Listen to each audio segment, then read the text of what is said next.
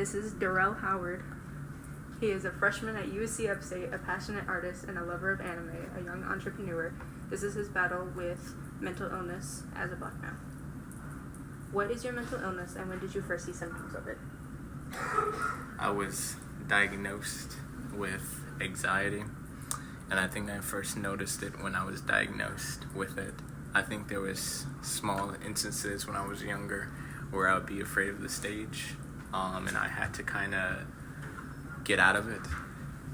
Now, when you say stage, do you mean like you were in theater or? Theater, and I did plays when I was younger, and I always had a fear of talking to parental or any authority figures when it came to asking just a small questions for a necessity.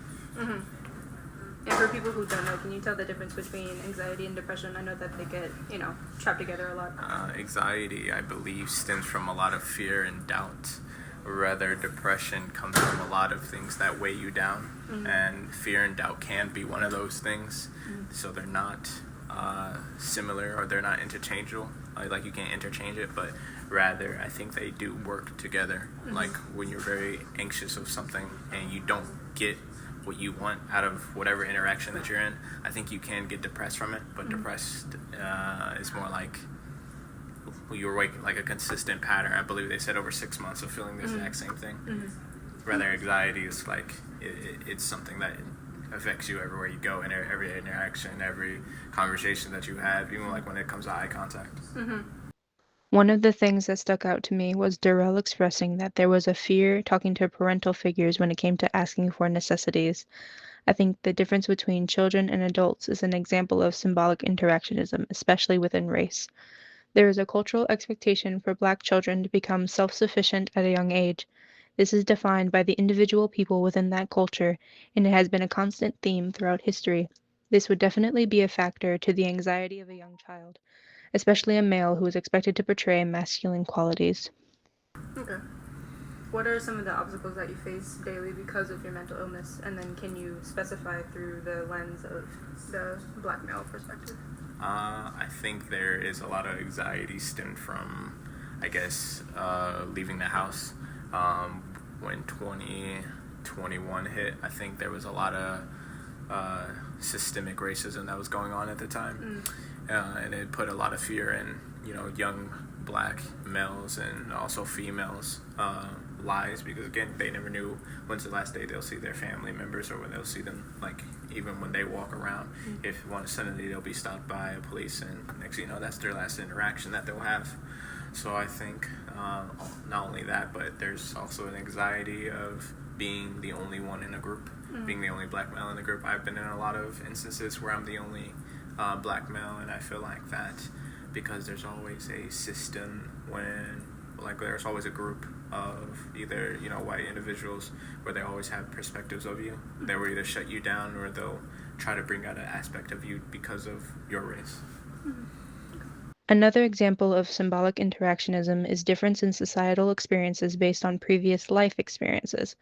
During the heat of the 2021 protests and conflict between the Black community and law enforcement, there was a lot of fear and anxiety surrounding the lives of young Black people.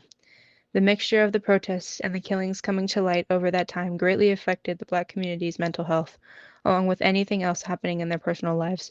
Systemic racism is a reality for this community, and the only thing that it is based on is the hypothetical deviance of Black individuals decided by prejudice and racism. When you're struggling, what actions do you take to get yourself out of that downward spiral? I have to sit in it. So You don't take yourself out of it? No. Okay. I think taking yourself out of that doesn't allow you to face what it really is, and so that can build an avoidant tendency. So I try to face it head on, even though I know that comes with emotions. But if I am in it and I'm thinking about it for too long, I'll try to either go outside, play the video game, or I'll go to the gym and I'll work out. Okay. Is there any part of, I know that you're a religious man, is there any part of Christianity that you implement into those types of situations? I surround God with every single one of my battles, because again, if it's not by my own strength, because I can't do it by myself, it's by His. Okay. The ways that Dorrell has chosen to cope with his mental health are all self sufficient in nature. I think that this is another example where his values, which are based on cultural expectations, have affected his behavior. With the expectation to be self sufficient and capable, it is understandable why he would choose coping mechanisms that are solitary in nature. They do not require dependency on others and are socially acceptable masculine behaviors. Have you ever been in a mental health facility? And if you have, what are your experiences with mental health workers or that whole experience? I have, and the experiences I had was negative.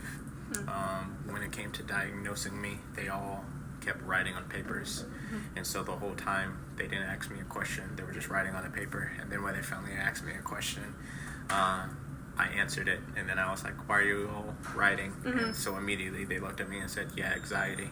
Okay. And that was the end of that meeting. That meeting probably took about 5 minutes, but probably realistically how it felt, it was just a minute.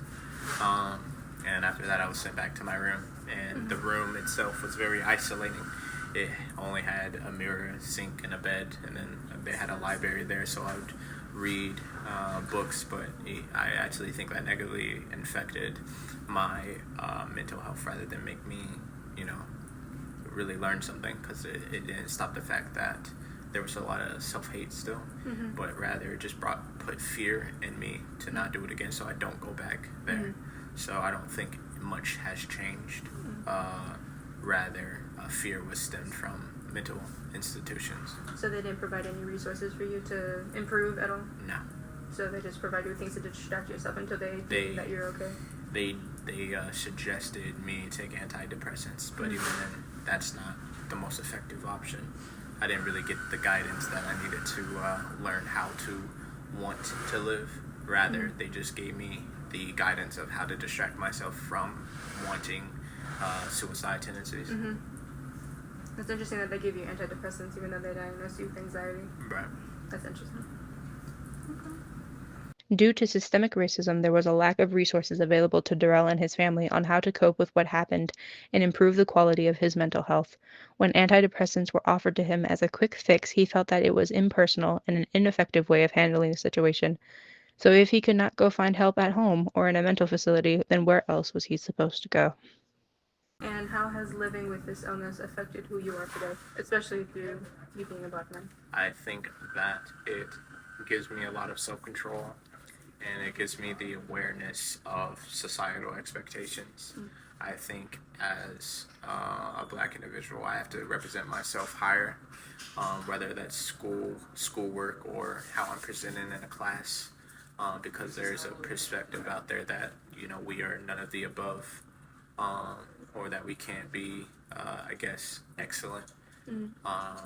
So I think that how my mental health comes in is that I kind of have to have the self-control to be calm in the classroom, or to, speak out or be loud about my opinions about certain things, which can be very difficult, and it does come back all the time, where I would silence myself rather than act, and in that I think I suffer the most. There is a constant battle for him in balancing self-control and self-advocacy, which is portrayed in his mental health today. He was used to his opinion being silenced or talked over, and that has also affected qualities in his mental health. However, as a Black male, he is called to a higher standard of excellence. This creates a conflict between self-control and self-advocacy, where he is able to control his impulsive thoughts and confidently express his opinions. So are there any societal expectations that you feel like is difficult because of you having anxiety, or no? I think the only societal thing that's difficult is what other people think, their preconceptions that are already built in. So I think me walking in a room where, again, I'm the only different one, these people already have societal expectations of how I might act or how I might respond. Usually it's the expectancy of being aggressive rather than a positive person that I am today. Or it'll be like, what does he do after school? Or, just the whole list of stereotypes that are out there. And I think that that plays a huge role. Do you think the way that you act is in part to combat those expectations that have been put on you? I think so. Thank you for your time, sir.